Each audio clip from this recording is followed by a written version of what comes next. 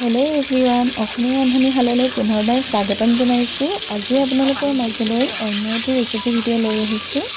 কোমোৰাৰ লগত হাঁহ মাংসৰ ৰেচিপি। এই ৰেচিপিটো বনাবৰ বাবে মই কি যোগাৰ কৰিছোঁ তাকে দেখুৱাম। আহকচোন তেন্তে ভিডিঅ'টো আৰম্ভ কৰোঁ।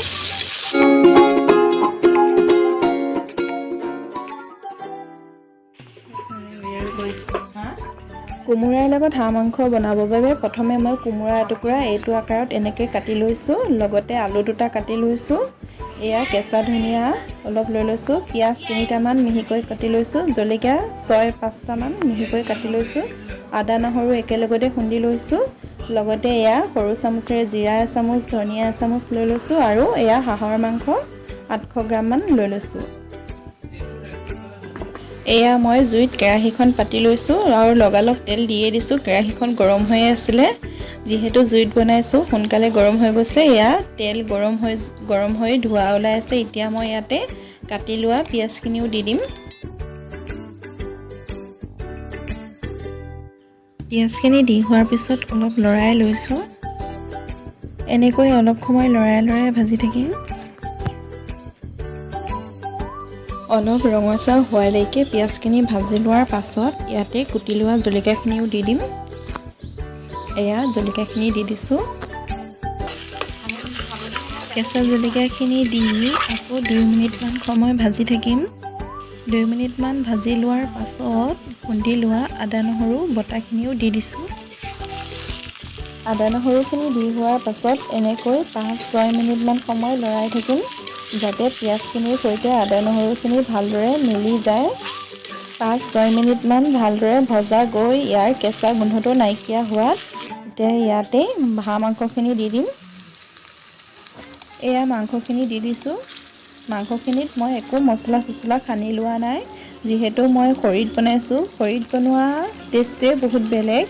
ইয়াত মই বিশেষ একো মছলা দিয়া নাই। অলপ আপোনালোকেতো দেখুৱাইছিলোঁৱে, অলপ খালি জিৰা ধনিয়া লৈ লৈছোঁ। বাকী একো মছলা দিয়া নাই। কম মছলাতে মই এয়া বনাবলৈ লৈছোঁ। এয়া হালধি দি দিছোঁ। হালধি দি হোৱাৰ পাছত ইয়াত নিজৰ জোখ অনুসৰি নিমখ দি দিছোঁ। হালধি নিমখ দি হোৱাৰ পাছত অকণমান সময় আকৌ লৰাই ল'ম।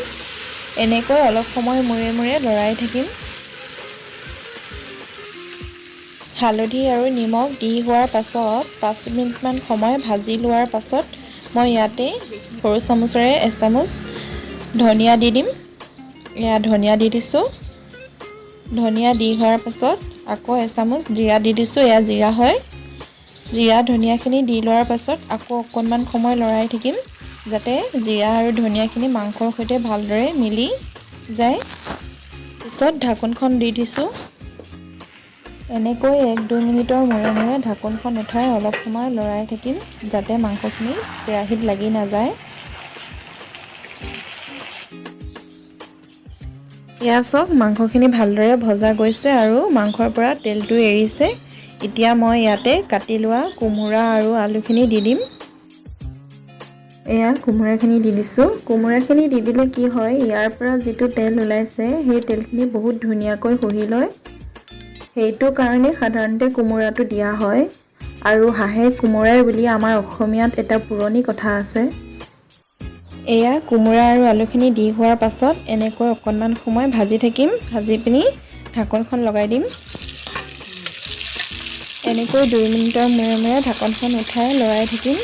এয়া আলু আৰু কোমোৰাখিনি ভালদৰে ভজা গৈছে। এনেকৈ অলপ সময় ভাজি লোৱাৰ পাছত ইয়াতে নিজৰ জোখ অনুসৰি পানী দি দিম। এয়া মই পানী দি দিছোঁ। এয়া মোৰ নিজৰ হিচাপত মই পানী দিছোঁ। কিমানখিনি ডাঠ পাতল কৰোঁ সেইটো হিচাপত মই পানী দিম। এয়া পানীখিনি দি হোৱাৰ পাছত অকণমান এনেকৈ লৰাই তাৰপিছত ঢাকোনখন লগাই দিম, উতলিবলৈ দিম। 10 মিনিটমান সময় উতলি থকাৰ পাছত যেতিয়া মাংসৰ জোলখিনি অলপ ডাঠ হ'বলৈ ধৰিছে, এয়া খাবৰ বাবে ৰেডি হৈ গৈছে। আৰু এতিয়া মই এইখিনি নমাই থৈ দিম আৰু ইয়াৰ ওপৰতে কাটি লোৱা কেঁচা ধনিয়াখিনিও ছটিয়াই দিম। এতিয়া মই এটা বাটিত ধুনীয়াকৈ উলিয়াই দেখুৱাই দিছোঁ। আৰু আপোনালোকৰ যদি মোৰ এই ৰেচিপি ভিডিঅ'টো চাই ভাল লাগিলে, তেন্তে মোৰ ভিডিঅ'টো লাইক কৰিব, শ্বেয়াৰ কৰিব আৰু মোৰ চেনেলটো যদি ছাবস্ক্ৰাইব কৰা নাই তেন্তে ছাবস্ক্ৰাইব কৰি দিব। ধন্যবাদ।